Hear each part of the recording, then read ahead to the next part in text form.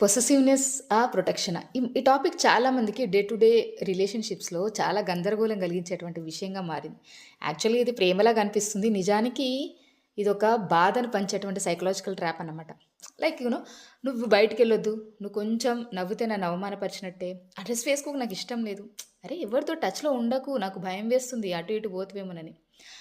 అరే! అసలు వాళ్ళు చూపించేది ఇది ప్రేమనా? లేకపోతే నియంత్రణ అనేది అర్థం గాని సిట్యుయేషన్‌లో ఉంటారు చాలామంది.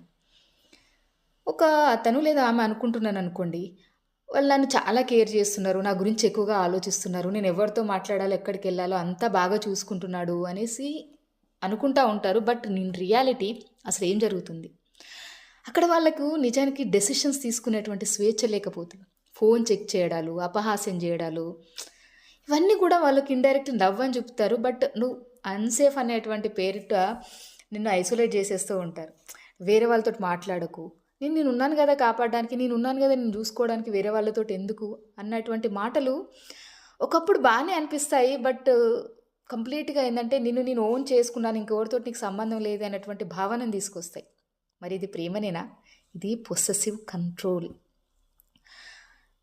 దీని ఇన్‌సైట్ ఏంటంటే ఇక్కడ పొసెసివ్ అనేది భయం నుంచి పుట్టినటువంటి ప్రేమ. ఇక్కడ భద్రత అనేది ఏమివ్వదు. భయాన్ని పెంచుతుంది. ప్రొటెక్షన్ అనేది స్వేచ్ఛకు సపోర్ట్ చేసి నిన్ను చిన్నగా చేసి నిలబెట్టదు గదా! తక్కువ చేసి నిలబెట్టదు కదా! నీ డెసిషన్స్‌ని నీ చేతిలో ఉండేలాగా చేస్తుంది. మరి ఇక్కడ పొసెసివ్‌నెస్ యొక్క లక్షణాలేంటంటే కంట్రోల్. కంట్రోల్ చేసేస్తా ఉంటది. నిన్ను ఐసోలేట్ ఫ్రమ్ అదర్స్ అంటే వేరే వాళ్ళ దగ్గర నుంచి ఐసోలేట్ చేసేస్తుంది. నమ్మకం లేకపోవడం, ఎమోషనల్ డిపెండెన్సీని క్రియేట్ చేయడం. మరి ఇక్కడ ప్రొటెక్షన్ యొక్క లక్షణాలు ఎలా ఉంటాయంటే లిజనింగ్ నిన్ను జడ్జ్ చేయకుండా వినడం. నీ అభిప్రాయాలకు నీకు కొంచెం స్పేస్ ఇవ్వడం. తర్వాత నీ ముందు కాకుండా నీ పక్కన నీ కోసం నిలబడగలగడం. నిన్ను నమ్మడం. మ్యూచువల్ రెస్పెక్ట్ ఇవ్వడం. ఇకపోతే ఇక్కడేంటంటే పొసెసివ్‌నెస్ ఏమంటుంది అంటే నువ్వు నాది. ప్రొటెక్షన్ ఏమంటుంది అనంటే నువ్వు నీలాగా ఉండు. కానీ నీతో పాటు నేను కూడా ఉన్నాను. అది చాలా ఇంపార్టెంట్. మరి హీలింగ్ ఎలా అంటే ప్రేమ పేరుతోటి ఊపిరి పీల్చుకోలేనటువంటి బంధాలు రోజు రోజుకి ఎక్కువైతున్నాయి అవి. ప్రేమకి మచ్చలాగా తయారవుతున్నాయి. అలాంటి ప్రేమలో నువ్వు సంతోషంగా ఉండట్లేదా?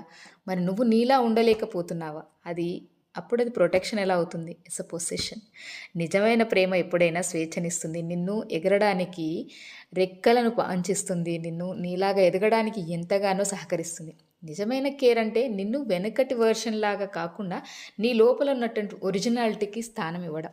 నీ డెసిషన్స్ నువ్వే తీసుకుంటే నీకు అన్‌సేఫ్ అనిపిస్తే అది ప్రేమ కాదు, నియంత్రణ. Love never kgs you. It let's you fly and stands by you right?